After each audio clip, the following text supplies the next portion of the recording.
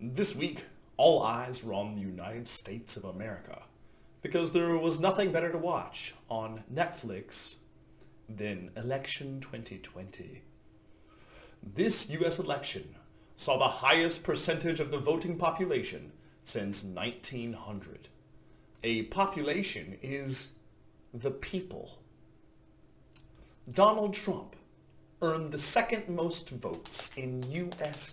history. The first prize for most votes from the population goes to Joe Biden. The Byzantine U.S. election is far from over, though. Byzantine refers to a complex and difficult design, and nothing is more complex, more difficult, than persuading President Donald Trump that he's been fired. The Electoral College is also Byzantine. Some people think the United States chooses other countries' presidents faster than they choose their own, but that's not true. Sometimes it takes years of careful planning and successful warring to build a democracy. For their own democratic experiment, expect the United States Electoral College to meet and vote for Joe Biden on December 14th.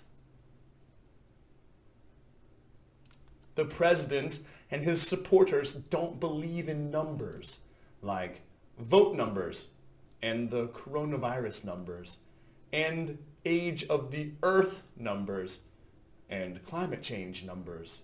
And their lawyers will fight the numbers. Because the great American hobby is not democracy or baseball. It's litigation, which is taking what you want because you have better paid lawyers.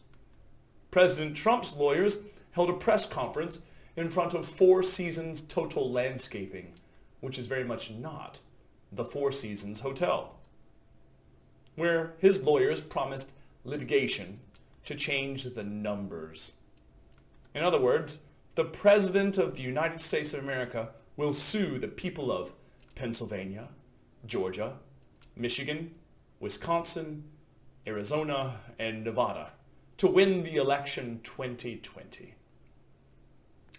All the rest of the world's news can't compare to the Trump show's last episode, but we should mention $500 million. That's the total amount of money the United States extremist groups spent to change laws about transgender people, alter women's rights, and influence elections around the world. An extremist is someone who wants to change the world with their wild and dangerous ideas. More big news this week. Beijing yanked Ant Financial's IPO from Jack Ma. To yank something away means to rudely pull something, like voters yanked winning from President Donald Trump.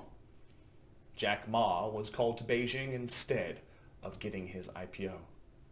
Earlier in the week, Jack Ma called Chinese banking an old people's club with Byzantine relationships. That made the old people in Beijing angry, so they yanked Ant Financial's IPO away. And some good news about our future robot overlords. An AI algorithm can find the COVID cough through a telephone.